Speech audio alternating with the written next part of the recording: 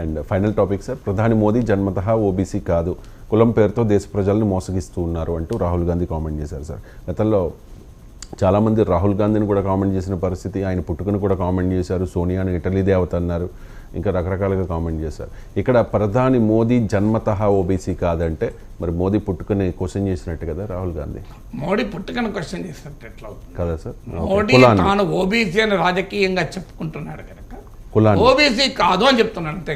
ఆయన కులాన్ని కూడా క్వశ్చన్ చేసినట్టు కాదు. సార్ మోడీ ఓబీసీ స్టేటస్ను క్వశ్చన్ చేస్తున్నాడు. ఆడ మోడీ పుట్టుకను క్వశ్చన్ చేయడం లేదు, మోడీ కులాన్ని క్వశ్చన్ చేయలేదు, మోడీ స్టేటస్ను క్వశ్చన్ చేస్తున్నారు. ఓబీసీ స్టేటస్ ఇప్పుడు దాని కులానికి ఏం సంబంధం? నాగేశ్వర్ సార్ మీరు పిహెచ్డీ చేశారా అని మీరు అడుగుతారు అంటే నా కులాన్ని నా పుట్టుకను క్వశ్చన్ చేసినట్టు అవుతుందా?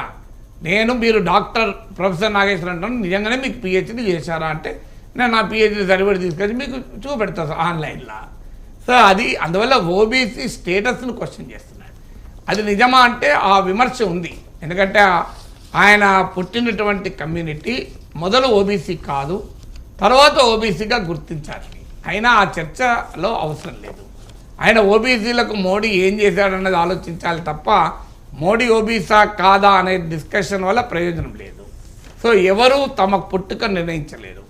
నాగేశ్వర్ ఏ కులంలో పుట్టాలని నాగేశ్వర్ నిర్ణయించాడు, నరేంద్ర మోడీ ఏ కులంలో పుట్టాలని నిర్ణయించుకోలేడు, రాహుల్ గాంధీ కూడా ఆ లగ్జరీ లేదు. సో మన ఎవరికైనా లగ్జరీ ఉందా మన ఏ కులంలో పుట్టాలని? పుట్టిన తర్వాత ఏ కులాల కొరకు ఏ వర్గాల కొరకు పనిచేయాలని నీకు అవకాశం, నీకు ఛాయిస్ ఉంది. సో పుట్టుకలో ఛాయిస్ లేదు, పుట్టిన తర్వాత నీ సాలిడారిటీ విషయంలో ఛాయిస్ ఉంది.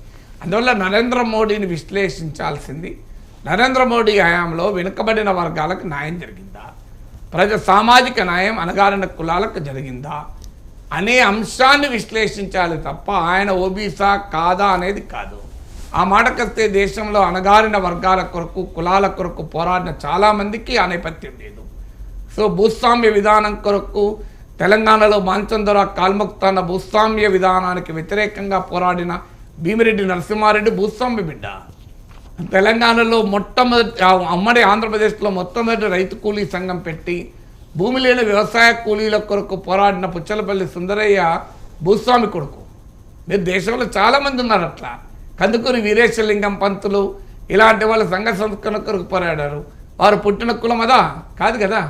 వారు పుట్టిన కులానికి సంబంధం లేకుండా తమ జీవితాలని అంకితం చేసినటువంటి మహనీయులు దేశంలో చాలామంది ఉన్నారు అట్లా. అందువల్ల ఏ కులానికి పెట్టారు? ఆ కుల అగ్రకుల ఆధిపత్యానికి వ్యతిరేకంగా జరిగిన అనేక పోరాటాల్లో ఆ కులానికి సంబంధం లేని వాళ్ళు ఉన్నారు. సో ఇవాళ మండల్ పాలిటిక్స్కు బేస్ అయిన ములయాం, అఖిలేష్, మీకు నితీష్, లాలు వీళ్ళందరికీ గురు సోషలిస్ట్ నాయకుడైన డాక్టర్ రామ్ మనోహర్ లోహియా ఆయన ఏ కులంలో పుట్టాడు మరి? సో అందువల్ల కులము ఎక్కడ అనేది ప్రాతిపదిక కాదు, నీవు ఏ వర్గాల కొరకు నిలబడ్డావు అన్నదే ప్రాతిపదిక. సో అల్టిమేట్గా your stand decide by that.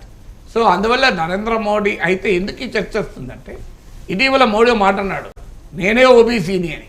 అందువల్ల మోడీ ఓబీసీ ఐడెంటిటీతో ప్రైమ్ మినిస్టర్ కాలేదు. ప్రైమ్ మినిస్టర్ ఓబీసీ ఉద్యమాలు ఏమీ మోడీ నడపలేదు.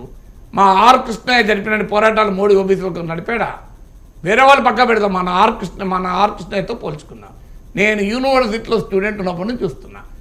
ఎవరు బీసీ బిడ్డకు స్కాలర్షిప్ రాలేదంటే స్ట్రేట్ విద్యానగర్ ఓడి ఆర్ కృష్ణయ్య చెప్పుకుంటూ ఆయన వాళ్ళని పట్టుకుంటూ ఆయన వెళ్ళి సెక్రటరియట్లో ఎవరినో కలిసి స్కాలర్షిప్ ఇప్పించను. ఇవి చిన్నప్పటి నుంచి చూశాను. మరి ఆర్ కృష్ణయ్య బీసీ బిడ్డల కొరకు జరిపిన ఆ మేరకు పోరాటం నరేంద్ర మోడీ జరిపాడా? చెప్పండి. మాదిగల కొరకు కృష్ణన్న జరిపిన పోరాటం మోడీ జరిపాడా? అందువల్ల ఈ ప్రశ్న బీసీ నాయకుడు చెప్పుకోవాలంటే బీసీ కులంలో పుడితేనే సరిపోదు. ఆ వర్గాల కొరకు నువ్వు ఏం పోరాటం జరిపావు? మండల్ కమిషన్ పోరాటంలో నరేంద్ర మోడీ ఉన్నాడా? సో రిజర్వేషన్ అనుకూల వ్యతిరేక పోరాటాలు జరిగినాయి.